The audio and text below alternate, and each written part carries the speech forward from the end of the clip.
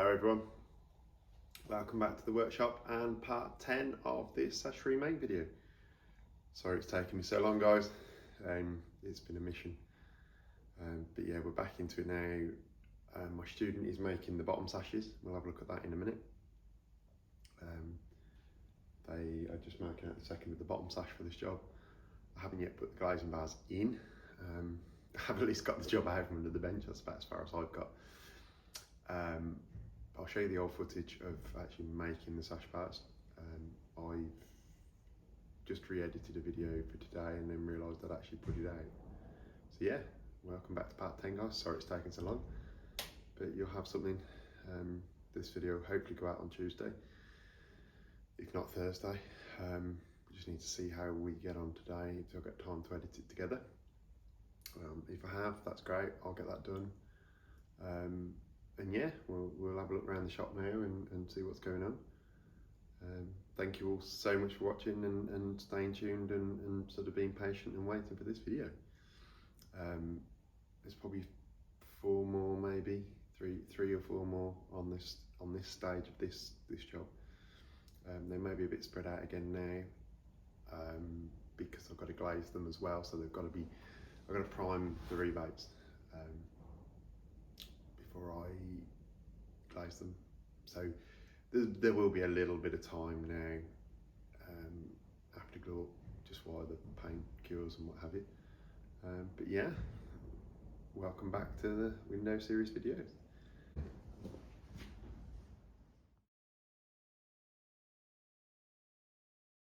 Just getting set up on the sticking board now.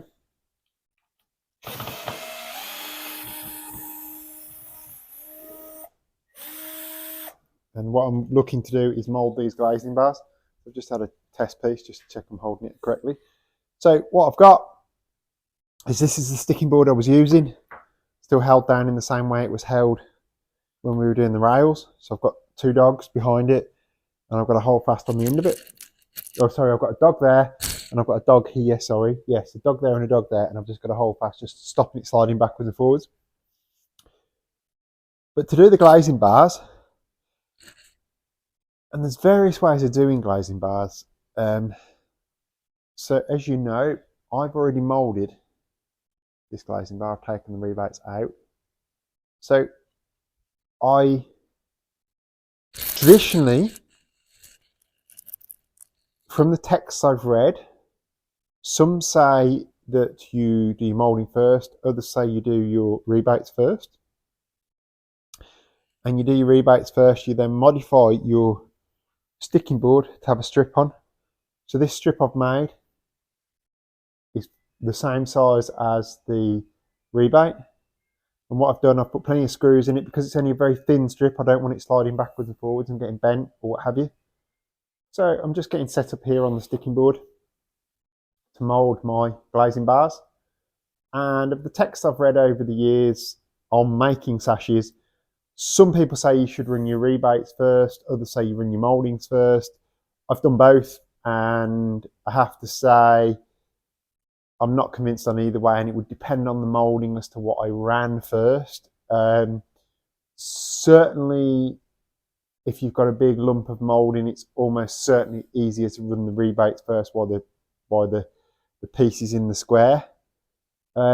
So then we have to look at, obviously, if we want to take a moulding on there, if we want to run a moulding plane up this edge, this is going to be constantly doing that now.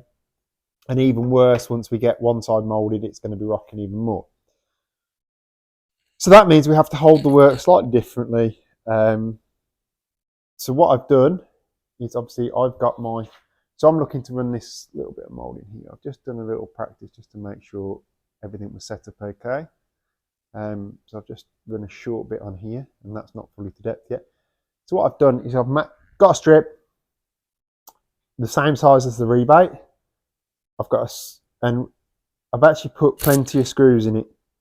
I drill and countersink these strips, and generally I'll keep these strips for 2 or 3 jobs.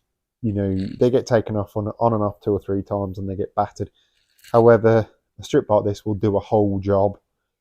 And this is where having a longer sticking board or a pair of sticking boards is useful.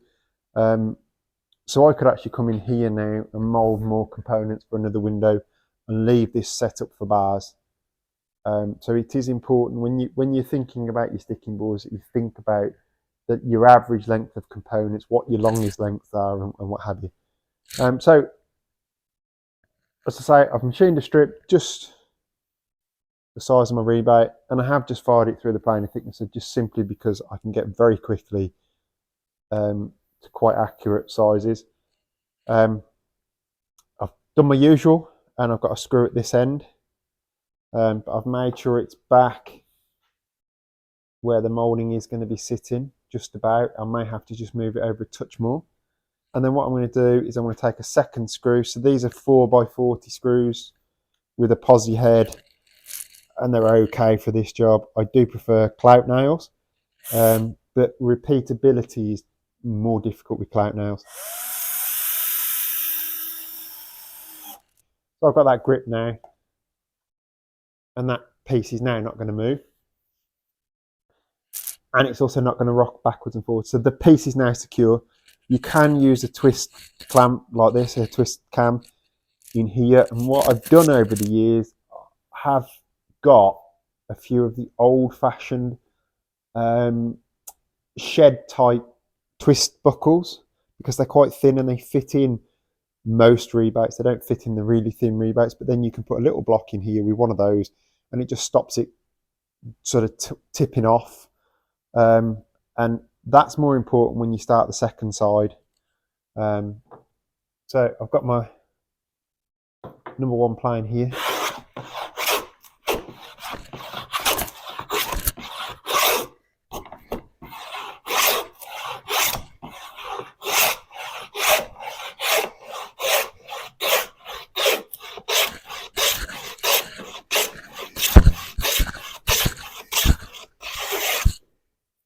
And then I'm just going to come back. This one's ripping up a little bit.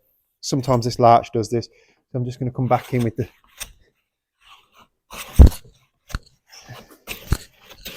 much finer set plane and just finish off any lumps and bumps. That's hardly taking anything off at all. So something else that I've seen written is that your number 2 is often set at a steeper angle. Well, that's not the case with these. They're both set the same. I've not got a pair, I don't think, without looking really hard, with a pair that are set differently. So I don't know where that piece of knowledge came from, but that's not how it is in my collection, certainly. So I've reset that. Now this is where you may need to look at what you're doing about the work rocking like this. And I am going to have to look at that because it is going to rock. Okay, so for the first side, it's absolutely fine just to work in there, no problem. So I'm going to look at a solution and I'll come back with the answer in a moment. So what I've done is I've taken some of this purple heart offcut I'd got. Now, under no circumstances do you need to use timber like this. The only difference was these strips were off the outside of that block that I cut for the roll blocks, for the roll bearings a few weeks ago. So that is why I've used that, because it was the right sort of thickness once it was skimmed up for these turn buttons. So they sit just below this face. So I'm not going to catch these buttons with the plane, should it be, not that it sticks out over anyway, but I know for a fact I can't physically catch them. And actually, it would stick out slightly, but you've got to go a long way to catch this depth stop on one of those. So that's why they're slightly thinner. So what I've done, I've spent a lot of time and got this base piece, so it's the right sort of thickness for my bars. I've then added 3 little turn buttons. Now, this one isn't quite centered because that, when I start doing the shorter bars, will catch both bars. So again, I'm thinking ahead. I'm thinking of doing it once to make it do all of my task in one go. Now, as I say, the purple heart is not required for this task. You don't need expensive timber. A piece of plywood would do these buttons. A piece of 6mm ply would be absolutely fine. Anything you've got really, MDF I would say probably wouldn't do, but really any scantings you've got that you've cut off bars or anything like that would absolutely do this task. So this larch, the grain's going like that now. So I know for a fact I'm going to plane against the grain with this one. So I'm actually going to go in straight away with the finer set plane on this side, because I know for a fact it's going to tear up if I try and use the number 1 plane. So let's do it while I'm talking to you. Again, I'm sighting up.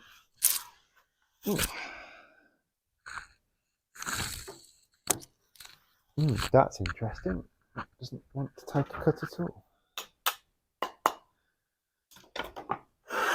That's better.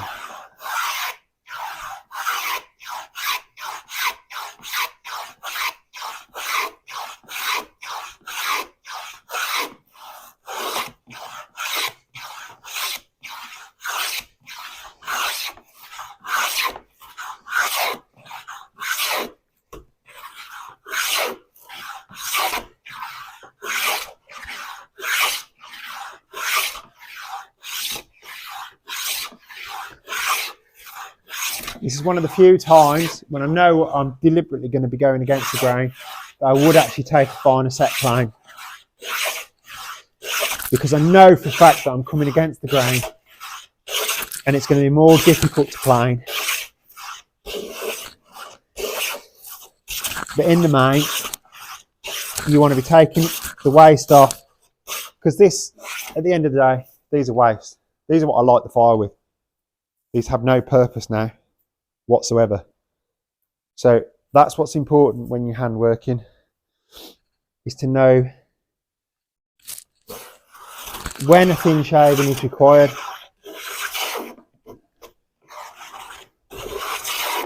and when you've actually got to just get from point A to point B. So a lot of time in this job, you are just going from point A to point B. You're not, you're not doing anything else. Okay. So we'll release this piece and we'll get the second one. Should have took the screws out. That's my own fault. That's my fault. I should have took that screw out. And actually, possibly you don't need the screw on the second side with the turnbuckles, because there's probably enough friction there, just about. So I'm going to clean away all these shavings and everything that are going to get in the way and stop me sitting back in properly next time. And I'll pick up another bar, the other bar for this window. So now I've got to go back and mount my bars again. So it's important that I keep them in the right order now, because I have actually just planed off where, so I've marked the bars here and I've just planed off where I've marked the bars.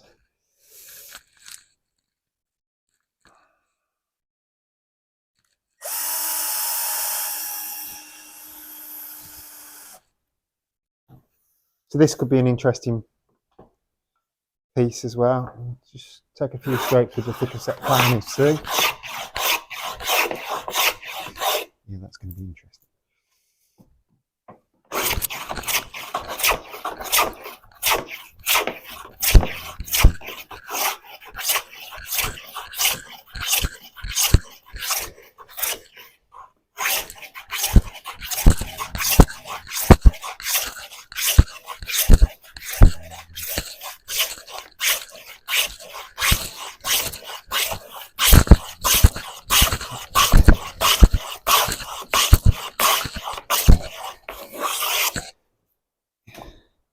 As I said before, there is no benefit to me to dilly-dally all day, taking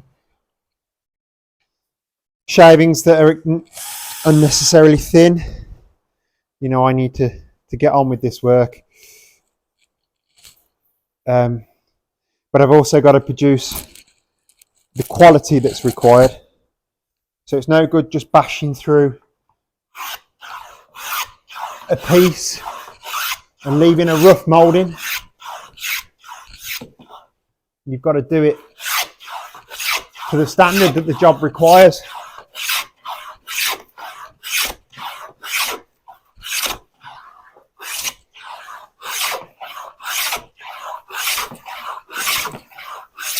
You can be the fastest man in the West, but if the work isn't up to standard, you're not getting paid.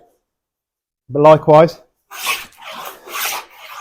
you can be the slowest man and your jobs be absolutely above and beyond perfect,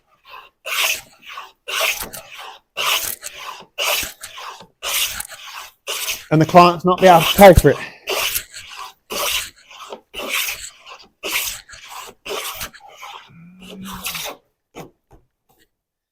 So that is something you've got to get used to in this world, is that there are acceptable tolerances. No job is perfect. No job that's been produced. There are some very outstanding jobs, but I guarantee you that craftsman that made that piece will tell you where he or her, they had a problem, and be that the wood grain, be that they've had cut a piece too short, be that the carving wasn't going as well as they would have liked, you know, what have you. That craftsman will tell you where they had a problem. They probably won't tell you, to be fair, but yeah, you always get issues with any job. So there, look, I've got a bit of tear out on this end, you know, but as it is, I'm not, this is where my cutoff is anyway. This is waste. This piece here is waste anyway. And the reason I selected that was because I knew this grain was coming quite steeply here and I would have trouble moulding it. So yeah, that's it, guys. That's the glazing bar element done. I've just got to cut them to fit now. And that's it. That's the replacement glazing bars for this job. Thanks for watching. See you on the next one. Bye.